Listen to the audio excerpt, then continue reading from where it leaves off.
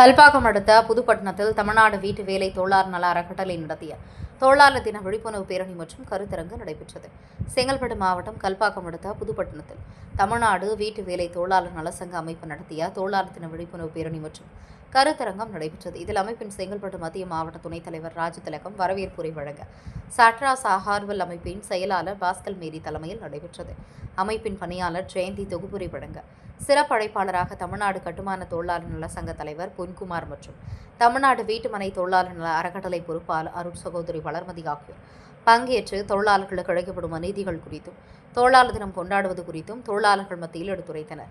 நிகழ்ச்சியில் பேசியவர்கள் புலம்பெறும் தொழிலாளர்களின் வேலைகளாக சமமான விலைக்கு சமமான சம்பளம், தங்குமிடம், குடிநீர், சுகாதாரம் போன்ற அடிப்படை வசதிகள் ஏற்படுத்தி தருதல், சுரண்டல் மற்றும் தவறான நடத்தையிலிருந்து தொழிலாளர்களுக்கு பாதுகாப்பு மற்றும் வீட்டு வேலை செய்யும் தொழிலாளர்களுக்கு வேலைக்கேற்ப சமமான ஊதியம் வழங்க வேண்டும் என வலியுறுத்தப்பட்டது. இதில் வழக்கறிஞர் வெங்கடேஷ், ஜெகதீசன், நாகராஜ், மணி, முத்துக்குமார் உட்பட பலர் கலந்து கொண்டனர். இறுதியில் அமைப்பின் பணியாளர் அருண் நன்றி உரையாற்றினார்.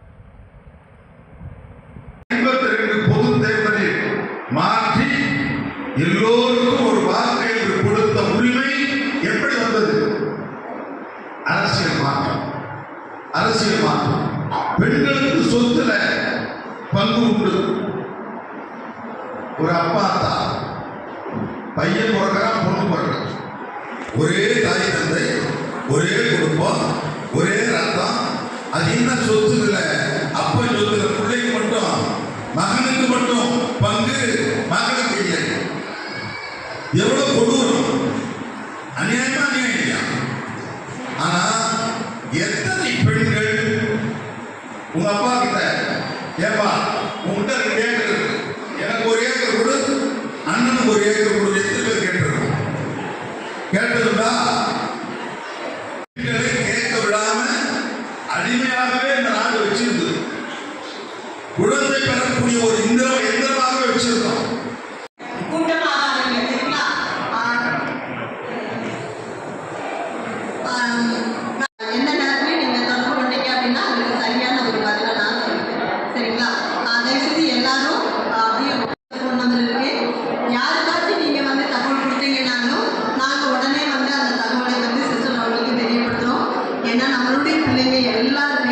படித்து தன்னுடைய வாழ்க்கையில ஒரு மேல்நிலைக்கு போகணும் அப்படிங்கிறதுக்கான ஒரு முயற்சிகள் தான். பணம் இல்லை அப்படிங்கிறதுக்காக நம்மளுடைய குழந்தைகளை நாம் படிக்க வைக்காம போயிடக்கூடாது அப்படிங்கிறதுக்கான ஒரு முயற்சிகள் தான் இந்த மாதிரியான திட்டங்களை நமக்கு அறிமுகப்படுத்துறது. அதனால பணம் இல்லை, அதனால நான் படிக்க வைக்கல என்னுடைய குழந்தைன்னு யாருமே சொல்லக்கூடாது. அதுக்கான ஒரு வாய்ப்பை கொடுத்துருக்காங்க.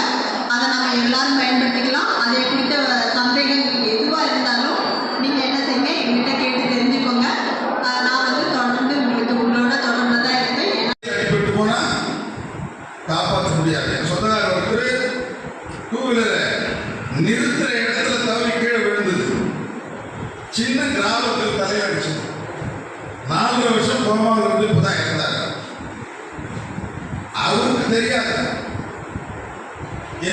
நான் என்ன நிலையில இருக்கு தெரியாது. ஆனா அந்த குடும்பம் எவ்வளவு கஷ்டப்பட்டு இருக்கு யோசிங்க.